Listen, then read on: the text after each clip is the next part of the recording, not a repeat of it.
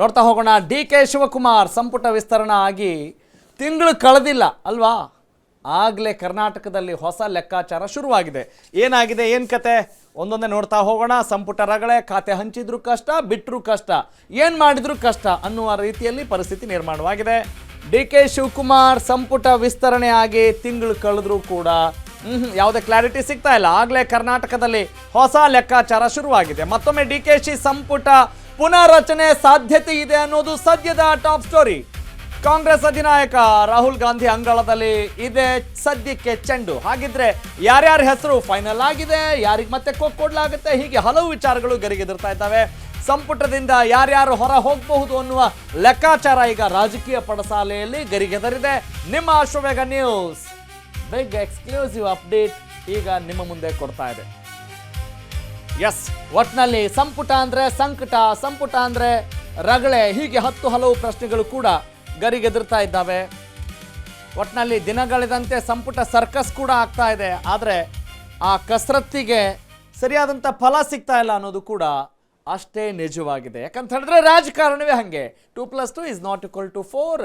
Anything can happen in politics at any time ಅನ್ನೋದನ್ನ ಗಮನದಲ್ಲಿ ಇಟ್ಕೊಂಡೇ ನಾವು ಈ ಎಲ್ಲ ರಾಜಕೀಯ ಸುದ್ದಿಯನ್ನು ನೋಡಬೇಕಾಗಿದೆ. Yes, now let's moving on to the next update.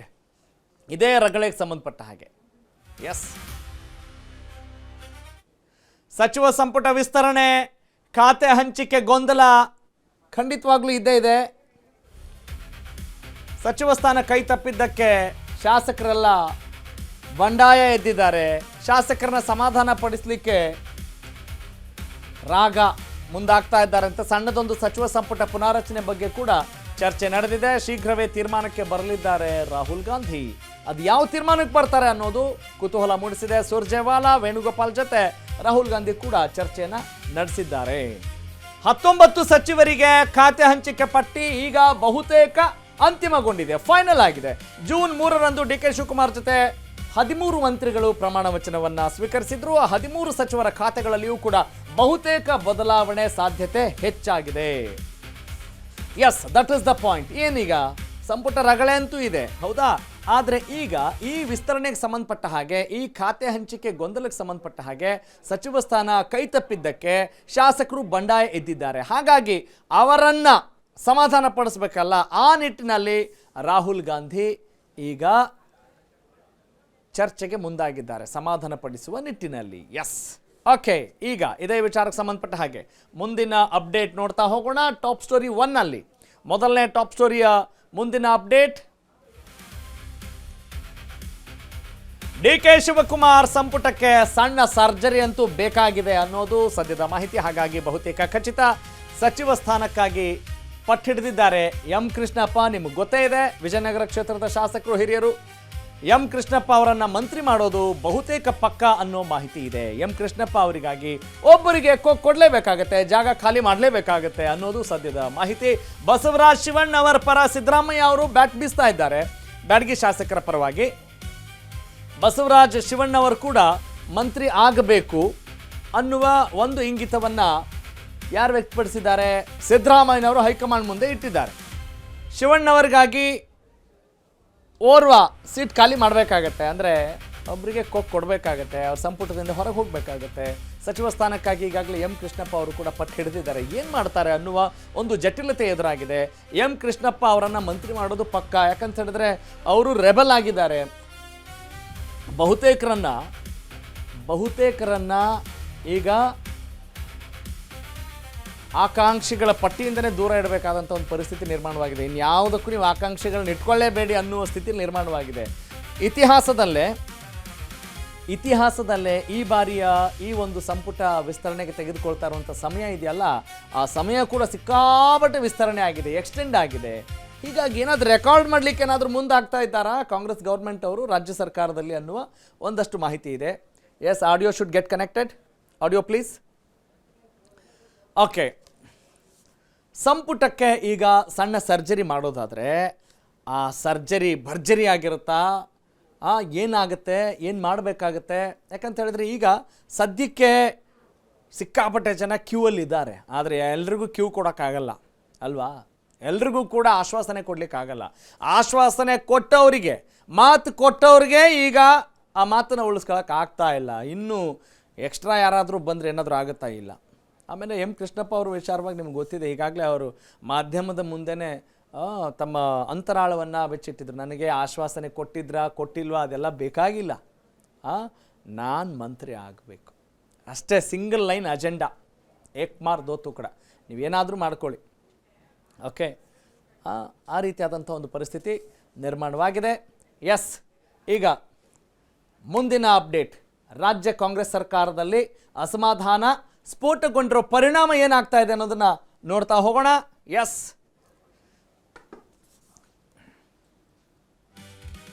ರಾಜ್ಯ ಕಾಂಗ್ರೆಸ್ ಸರ್ಕಾರದಲ್ಲಿ ಅಸಮಾಧಾನದ ಸ್ಫೋಟ ಭುಗಿಲೆದ್ದಿದೆ. ಒಂದ್ ಕಡೆ ಶಾಸಕರ ಮುನಿಸು, ಮತ್ತೊಂದು ಕಡೆ ಸಿದ್ದರಾಮಯ್ಯನವರ ಸಿಟ್ಟು ಕೂಡ ಇದೆ. ಕಾಂಗ್ರೆಸ್ ಹೈಕಮಾಂಡ್ ವಿರುದ್ಧ ಸಿದ್ದರಾಮಯ್ಯನವರು ಯಾವ ಕಾರಣಕ್ಕೆ ಅಸಮಾಧಾನಗೊಂಡಿದ್ದಾರೆ, ಈಗಾಗಲೇ ನಿಮಗೊಂದು ಕ್ಲೂ ಸಿಕ್ಕಿದೆ.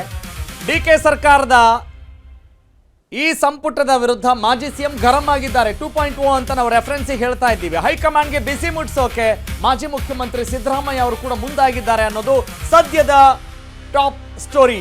ಹೈಕಮಾಂಡ್ಗೆ ತಿರುಗೇಟ್ ಕೊಡೋಕೆನಾದ್ರೂ ಮುಂದಾಗ್ತಾರಾ? ಬೇಡಿಕೆ ಈಡೇರಿಸಲು ಬಿಗಿಪಟ್ಟು ಹಿಡಿದಿದ್ದಾರೆ ಮಾಜಿ ಮುಖ್ಯಮಂತ್ರಿ ಸಿದ್ದರಾಮಯ್ಯ. ಒಂದು ವೇಳೆ ಬೇಡಿಕೆ ಈಡೇರದೆ ಹೋದ್ರೆ ಸಿದ್ದರಾಮಯ್ಯ ರೆಬಲ್ ಆಗ್ತಾರ ಅಂತ ಹೇಳಿದ್ರೆ ಖಂಡಿತವಾಗ್ಲೂ ರೆಬಲ್ ಆಗ್ತಾರೆ ಅನ್ನೋದು ಸದ್ಯದ ಮಾಹಿತಿ. ರಾಜ್ಯ ಕಾಂಗ್ರೆಸ್ ಸರ್ಕಾರದಲ್ಲಿ ಅಸಮಾಧಾನ ಈ ಮೂಲಕ ಸ್ಫೋಟಗೊಂಡಿದೆ. ಒಂದ್ ಕಡೆ ಶಾಸಕರ ಮುನಿಸು, ಮತ್ತೊಂದು ಕಡೆ ಸಿದ್ದರಾಮಯ್ಯನವರ ಸಿಟ್ಟು.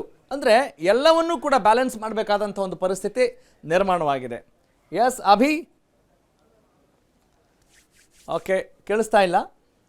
ಓಕೆ, ಸಂಪುಟ ರಗಳೆ, ಖಾತೆ ಹಂಚಿದ್ರೂ ಕಷ್ಟ, ಹಂಚದೇ ಇದ್ರೂ ಕೂಡ ಕಷ್ಟ ಅನ್ನೋದು ಈಗ ನಿಮ್ಮೆಲ್ರಿಗೂ ಕೂಡ ಗೊತ್ತಾಗಿರುವಂಥ ಸಮಾಚಾರ, ಹೌದಾ?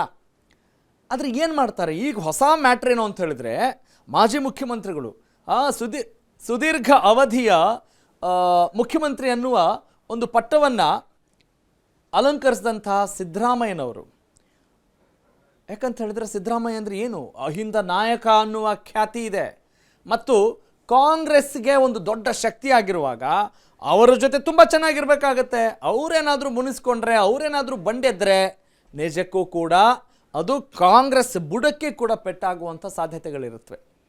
ಎಸ್, ಹೀಗಿರುವಾಗ ಸಿದ್ದರಾಮಯ್ಯನವರು ಹೇಳಿದಂತೆ ಎಲ್ಲವೂ ಸರಿಯಾಗಿ ಹೋಗ್ತಾ ಇಲ್ಲ. ಎಸ್, ಈಗ ಇದೇ ವಿಚಾರಕ್ಕೆ ಸಂಬಂಧಪಟ್ಟ ಹಾಗೆ ಒಂದಿಷ್ಟು ಗ್ರಾಫಿಕ್ಸ್ ಪಾಯಿಂಟ್ ನೋಡ್ತಾ ಹೋಗೋಣ. Yes yes yes yes, all is clear, audio is okay. Yes, done, let's move on. Okay, ಬೇಡಿಕೆ ಈಡೇರಿಸದೇ ಇದ್ರೆ ಏನಾಗ್ಬೋದು? ಕಲಾಪಕ್ಕೆ ಸಿದ್ದರಾಮಯ್ಯನವರು ಗೈರಾಗ್ಬೋದು. ಡಿ ಕೆ ಶಿವಕುಮಾರ್ ಸರ್ಕಾರದ ಮೊದಲ ಅಧಿವೇಶನಕ್ಕೆ ಸಿದ್ದರಾಮಯ್ಯ ಗೈರಾಗ್ತಾರೆ ಅಂತ ಹೇಳಿದ್ರೆ that is not a good message for the Congress government. High command ಅಚಾತುರ್ಯದ ವಿರುದ್ಧ ಮಾಜಿ ಸಿಎಂ ಸಿಡಿದೆದ್ದಿದ್ದಾರೆ, ಅದರಲ್ಲಿ ಯಾವ ಅನುಮಾನ ಇಲ್ಲ. ಗುರುವಾರದಿಂದ ತಾನೇ ಆರಂಭವಾಗ್ತಾ ಇದೆ ಡಿ ಕೆ ಶಿವಕುಮಾರ್ ಅವರ ಮೊದಲ ಅಧಿವೇಶನ. ಗೊಂದಲ ಬಗೆಹರಿಯುವವರೆಗೂ ಪಕ್ಷದ ಚಟುವಟಿಕೆ ಮತ್ತು ಕಲಾಪಕ್ಕೆ ಗೈರಾಗೋದ್ರ ಮೂಲಕ ಅವರ ಅಸಮಾಧಾನವನ್ನು ಹೊರಹಾಕ್ಬೋದು. ಮುಖ್ಯಮಂತ್ರಿ ಡಿ ಕೆ ಶಿವಕುಮಾರ್ ಮೂಲಕ ಹೈಕಮಾಂಡ್ಗೆ ಸಿದ್ದರಾಮಯ್ಯ ಈಗ ಸಂದೇಶವನ್ನು ರವಾನೆ ಮಾಡಿದ್ದಾರೆ. ಖಾತೆ ಹಂಚಿಕೆ ಭೇಟಿ ವೇಳೆ ಡಿ ಕೆ ಶಿಗೆ ಒಂದು ಕ್ಲಿಯರ್ ಮೆಸೇಜ್ ಕೊಟ್ಟಿದ್ದಾರೆ. ಯಾರು?